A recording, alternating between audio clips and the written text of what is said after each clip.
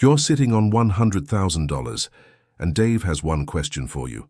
Will this money stay parked, shrinking quietly against inflation, or will it become an income engine that can compound for decades and change your future? Most people think investing requires watching charts all day, timing headlines, and guessing which stock wins next quarter. Dave will show a simpler path. 5 Fidelity index funds, ranked from solid to powerful, built for real long-term wealth. Here's the promise today. You'll see what each fund does, why it matters, how it behaves in different conditions, and what a disciplined investor could potentially build over 10, 20, and 30 years with reinvestment. And stay until the end, because the number one fund is the one most people misunderstand.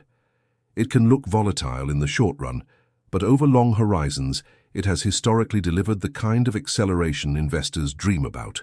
To make everything practical, Dave will use one character throughout this video: John. John starts with $100,000, no trading obsession, no daily market drama, just a clear plan and consistent reinvestment over time. If you like videos that turn messy money noise into clear, executable strategy, hit like, subscribe, and share this with one person who keeps asking where to invest but never starts. Today gives them a roadmap. Now, Dave is not choosing funds because they sound popular. The selection uses 5 filters: growth potential, dividend quality, sector strength, long-term durability, and portfolio function. Every fund must play a specific strategic role. Why portfolio function matters. One fund can defend your downside, another can accelerate upside, another can smooth volatility. Wealth is rarely built from one magical pick. It's built from complementary pieces that work together. Filter 1, growth potential, asks a simple question. Does this fund hold businesses with room to expand revenue and earnings for years, not just months? Sustainable growth beats temporary hype every single time. Filter 2, dividend quality, is not about chasing the highest yield. It's about payouts that can be maintained and ideally increased. Reliable cash flow plus reinvestment can quietly amplify total return over long horizons. Filter 3, sector strength, evaluates whether the underlying industry has tailwinds, resilience, and relevance. Some sectors thrive during economic expansions, others hold up better during slowdowns. A robust plan respects both environments. Filter 4, durability, looks at the depth and quality of holdings. You want companies with strong balance sheets, competitive advantages, and global execution, not fragile businesses that collapse when one macro variable changes. Filter 5, portfolio function, asks where each fund fits: core stability, growth exposure, innovation acceleration, or income support. Without this clarity, investors overreact during volatility and abandon great strategies at exactly the wrong time. For John's projections, Dave assumes long holding periods and reinvestment mindset. Numbers are scenario-based illustrations, not guarantees. The point is, understanding the compounding mechanics and strategic trade-offs so your decisions become intentional, not emotional. With the rules set, let's begin at number 5. The most defensive name on today's list, designed for investors who value consistency and sleep quality while still wanting meaningful long-term progress and growing distributions. Number 5 is Fidelity MSCI Consumer Staples Index ETF, ticker FSTA. Think essentials. Goods people keep buying whether times are booming or tight. This sector is often less flashy, but its reliability can anchor portfolios. Consumer staples include household products, groceries, beverage giants, and big-box retailers with resilient demand patterns. People may delay luxury purchases, but they still buy soap, food, pharmacy items, and everyday necessities through every cycle. That behavioral stability matters. When markets panic, defensive sectors frequently fall less than high-beta growth categories. For conservative investors like John, that smoother ride can prevent fear-driven mistakes, which often damage returns more than fees. FSTA typically holds leaders with powerful brands, global supply chains, and pricing strength. These businesses are not immune to pressure, but many can protect margins better than smaller competitors during inflation shocks and demand slowdowns. From an income perspective, staples are often attractive because dividends tend to be steadier. Yield might not be explosive, but consistency plus gradual growth can make this fund a dependable component in a compounding-focused strategy. In John's one-year scenario, returns are usually moderate, not dramatic. That's the point.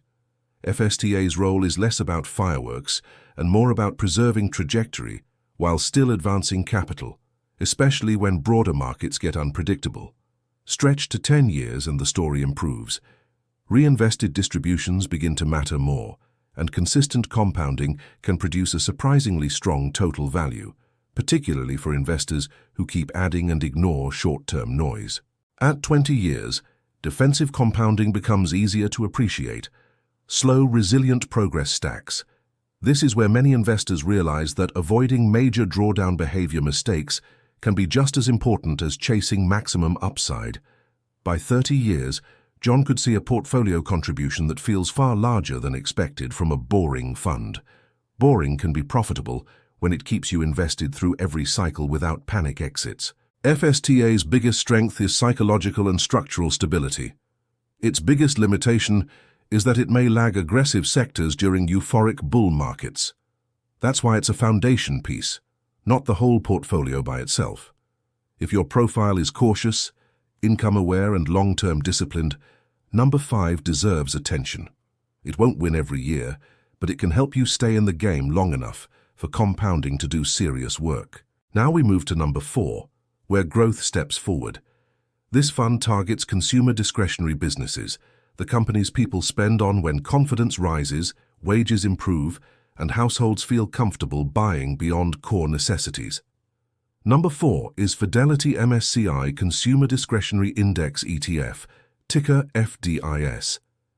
This is where optional spending lives: retail innovation, leisure, automotive exposure, home improvement, and platforms tied to consumer lifestyle upgrades and cyclical demand. Unlike staples, discretionary demand moves with economic temperature.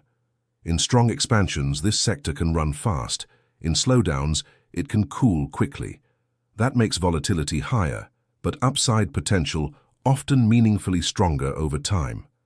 FDIS typically includes dominant businesses with scale advantages, data advantages, and powerful consumer ecosystems. These firms can capture spending trends early and convert demand momentum into revenue acceleration, especially during favorable macro and credit environments. Dividend yield here is usually lower than defensive sectors, because many companies prioritize reinvestment for growth. For investors like John, the payoff expectation is more capital appreciation than immediate income, especially in earlier accumulation years. In a one-year window, FDIS can swing more dramatically than FSTA. That is not automatically bad. Volatility is the admission ticket for higher expected growth, provided your plan and time horizon are genuinely long-term. At 10 years, this fund can materially outpace slower sectors in favorable cycles. Reinvestment still helps, but most of the lift often comes from business expansion and valuation support during sustained consumer and innovation tailwinds. At 20 years, compounding in growth-oriented sectors can become visible in a major way. Investors who remain disciplined through downturn phases are often rewarded for patience, especially when holdings keep capturing market share and demand. By 30 years, John's discretionary allocation could represent a substantial wealth multiplier compared with defensive-only positioning. But this requires emotional control because the path includes rough periods that test conviction and process consistency. So what is number 4's role? It adds speed to the portfolio. Number 5 stabilizes. Number 4 accelerates. Together, they balance each other, making your strategy sturdier than relying on either defensive or cyclical exposure alone. If you want higher upside and can tolerate swings, FDIS earns its place. If every dip makes you want to sell, keep sizing modest and pair it with stronger defensive holdings to protect behavior. Before number 3, quick check-in. Are you building for maximum monthly income now, maximum long-term net worth later, or a blend of both? Comment your profile, because strategy must match temperament, not ego. Number 3 is Fidelity MSCI Healthcare Index ETF, ticker FHLC. This sector often sits in a powerful middle ground: essential demand characteristics, innovation-driven growth, and long-term demographic support that rarely disappears across cycles. Healthcare demand is structurally persistent. People need medical services, treatments, diagnostics, and pharmaceuticals in good economies and bad. That durability can reduce cyclical sensitivity while still allowing meaningful growth through scientific and operational progress. FHLC generally includes major healthcare leaders, spanning pharmaceuticals, managed care, medical devices, and services. Diversified healthcare exposure helps reduce single sub-industry risk while still capturing advances from multiple innovation and delivery channels across the system. One underappreciated advantage of healthcare is resilience during uncertainty. It may still decline in market stress, but historically, the sector can show defensive traits relative to high beta categories, helping investors maintain confidence and stick to plan. Dividend yield is often moderate, not extreme, but payout quality can be compelling when supported by strong cash flows. Combined with reinvestment, healthcare can contribute both steadier income progression and long-term capital appreciation. In John's one-year scenario, FHLC usually behaves between defensive staples and aggressive growth sectors.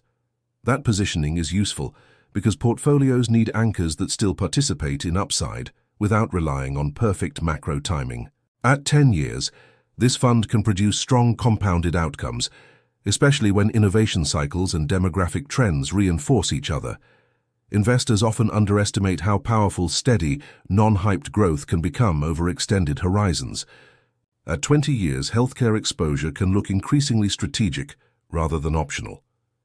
Aging populations, rising care demand, and ongoing treatment innovation create a persistent backdrop that supports long-range relevance and portfolio resilience. By 30 years, John's healthcare allocation could deliver a meaningful mix of capital expansion and growing income stream, particularly if dividends were consistently reinvested and contributions remained automated through both bull and bear phases. Risks exist, of course. Policy changes, pricing pressure, patent cycles, and reimbursement dynamics can create volatility. But diversified healthcare indexing helps spread those risks across a broad basket instead of one company story. Number 3's role is balance with backbone. It can help smooth portfolio behavior while still providing real growth potential. For many investors, this is the category that improves consistency without sacrificing long-term ambition. At this point, John has stability, cyclical expansion, and healthcare resilience. Solid structure. Now we enter the two funds that can materially transform outcomes when held long enough and managed with disciplined position sizing. Number 2 is Fidelity NASDAQ Composite Index ETF, ticker 1Q. This fund captures broad NASDAQ exposure, which typically means significant participation in innovation-driven businesses shaping software, digital infrastructure, communication, and modern consumer behavior. Historically, innovation-heavy indexes have delivered strong long-term performance, but not in straight lines. One can be powerful across decades, while still experiencing deep interim drawdowns that punish investors who confuse volatility with permanent failure. Holdings often include mega-cap technology leaders, plus a wider innovation ecosystem. That breadth matters, because breakthroughs rarely come from one business alone. They emerge from networks of platforms, suppliers, developers, and adjacent services. Dividend yield here is typically modest. Again, this fund is primarily a growth engine. If your priority is immediate cash flow, you size accordingly. If your priority is long-term expansion, this becomes more central. In a one-year period, ONC can produce big wins or uncomfortable declines depending on macro conditions, rates, and sentiment. Dave's message: measure this fund in decades, not quarters, or you'll sabotage your own strategy. At 10 years, disciplined investors often begin seeing why innovation exposure matters. Even after volatility episodes, compounded growth from scalable businesses can materially lift portfolio value compared with purely defensive allocations. At 20 years, the gap can become dramatic, especially when reinvestment and steady contributions keep compounding through downturns. Bear markets, while painful, may become accumulation opportunities if your process remains systematic and unemotional. By 30 years, John's 1x slice could represent one of the largest contributors to total net worth. That potential is exactly why behavior discipline matters most here. Panic selling can erase decades of strategic advantage. What are the trade-offs? Higher upside potential, higher drawdown risk, greater valuation sensitivity, and more emotional pressure during rate shocks. If you can't hold through turbulence, reduce weight, but don't ignore innovation entirely. 1Q's portfolio function is acceleration with diversification inside the growth universe. It's broader than a single sector bet, giving investors exposure to multiple innovation channels while still maintaining a clear growth-oriented identity. Before number 1, remember, great portfolios are not built by picking the highest historical return in isolation. They are built by matching allocations to your emotional tolerance so you can actually hold through hard years. Now, the top position. Number 1 is Fidelity MSCI Information Technology Index ETF, ticker FTech. This is concentrated technology exposure, designed for investors who believe long-term value creation will continue being technology-led. FTech leans heavily into information technology businesses, including software, semiconductors, infrastructure platforms, and enterprise solutions. This concentration can amplify upside when technology leadership is strong, but it can also amplify short-term volatility. Why can concentration work over decades? Because category leaders often scale faster, reinvest more effectively, and capture disproportionate profit pools. When these trends persist, concentrated exposure can compound at extraordinary rates over long horizons. Dividend yield is typically low to moderate, since many tech firms prioritize reinvestment. But payout growth can still improve over time as mature leaders generate excess cash and return more capital to shareholders. In a one-year horizon, FTech can move aggressively in either direction, influenced by rates, expectations, and earnings trends. That's normal.